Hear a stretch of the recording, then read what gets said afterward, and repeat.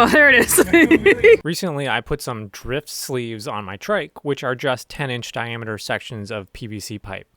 The bike's weight distribution is still terrible for the power output, but it makes for an exciting ride. Here's what you can accomplish with a make-it-up-as-you-go design philosophy.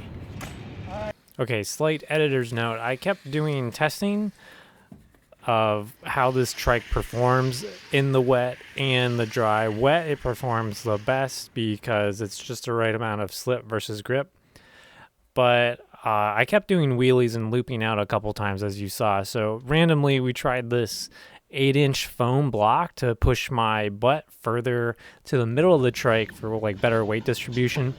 And this seemed to be like the perfect mix because in order to do the 360 move, you have to basically give it a lot of throttle to get the wheels to slip when doing a little drift.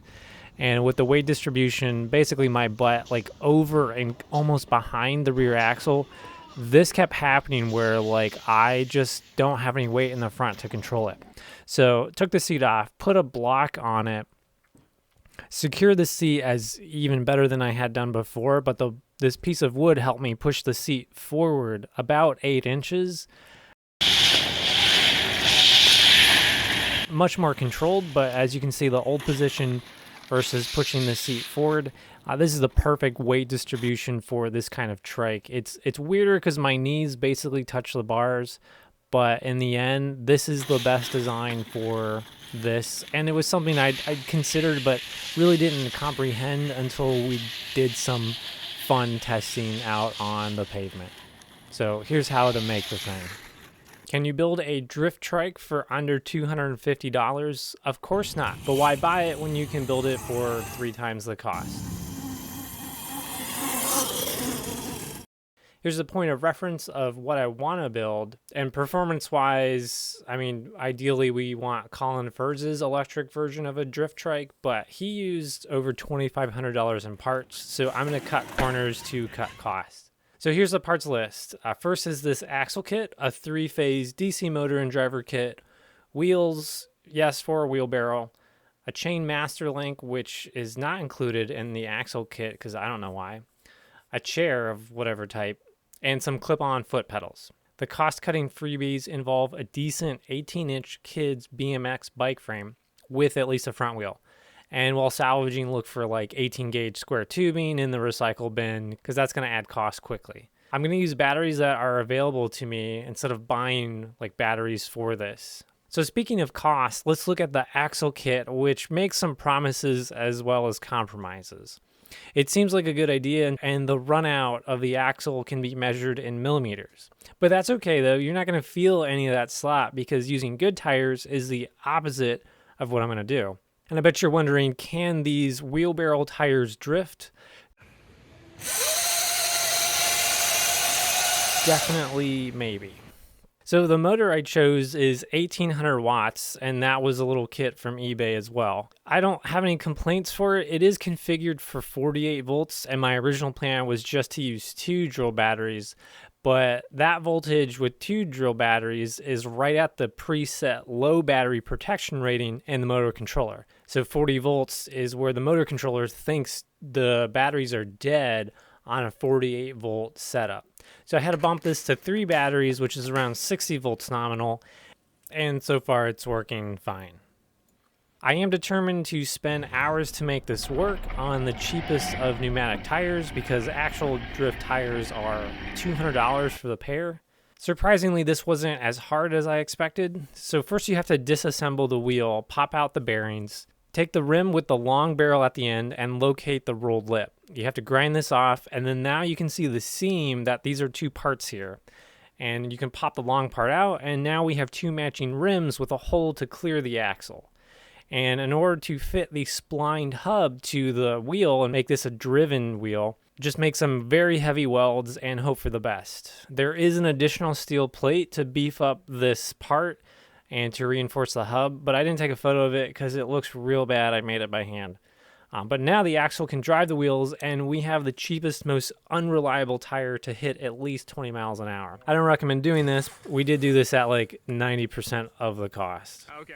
So the rear axle frame is where at least 85% of your weight sits, and it's where the motor has to push power to the wheels. And everything in this drive train area has to be strong and rigid. So I used a water jet to cut a motor bracket and attach that to this frame, which I soon found out during testing has to have a mandatory wheelie bar welded to it.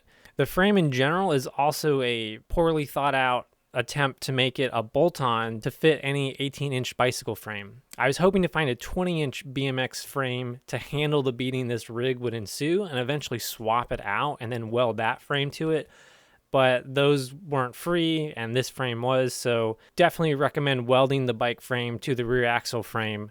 But if you don't and you build it like this, this trike can uncomfortably seat too, which is a hidden benefit of using the majority of the 18-inch frame.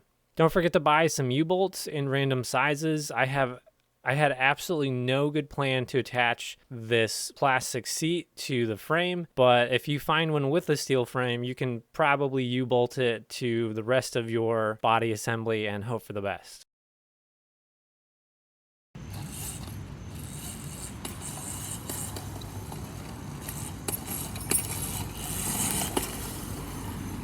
I think something fell off. So at this point, I had verified the motor worked, but I actually hadn't noticed which direction it was supposed to spin for forward. And when I mounted it, I actually mounted it in reverse. It's 3-phase, so you can reverse 2 of the motor phases to switch the direction. But be warned, if your motor has an encoder on it, and it probably will, you're going to have to reverse the encoder sensing pins, which can be tricky. I did this by swapping pins in one end of the encoder plug. I know what you're thinking, why isn't the encoder phase switch the same as the 2 motor phase color switches? And I came up with an explanation after accidentally guessing the solution. So I tried every combination of encoder and motor phase wiring until this actually worked. And because of that, I really doubt the explanation that I came up with is correct in any of this sense. And while on the topic of bad ideas, this is the brake and caliper that came with the axle kit. It's pretty huge. I haven't fitted this at the moment, maybe later. What I did need was a mud flap to enclose the bottom frame because it was taking on grass and everything else that is in the grass.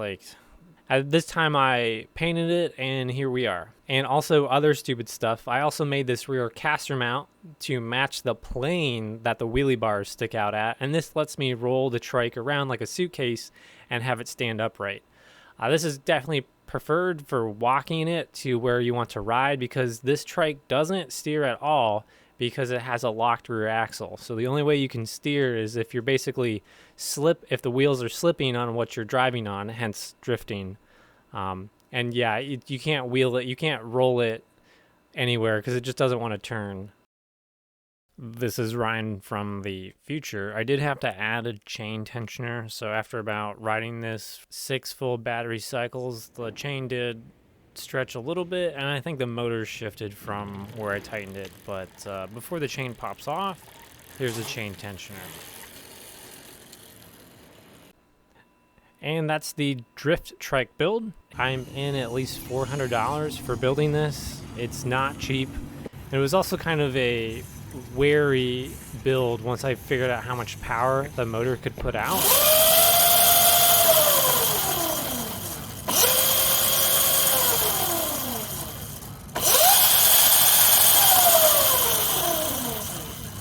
So it's definitely an outdoor vehicle only, but in that regard, it's a lot of fun. If I was to do it again, I'd probably start with a 20-inch BMX frame and use the front brake that hopefully came with it just to save some steps.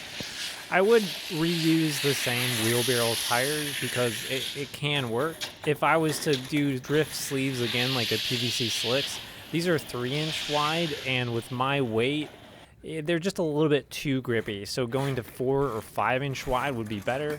I'm not even sure if that would work with like the same size tire. You might actually have to go to a go-kart style tire, and that's where a lot of the cost definitely starts to creep in and makes this project hard to stomach because it's expensive. I mean, this is what you'll get with it. It's a blast. So thanks for watching, everyone, and good luck on your Drift Trike build. And remember to wear a helmet. Alright, I think it's a cut.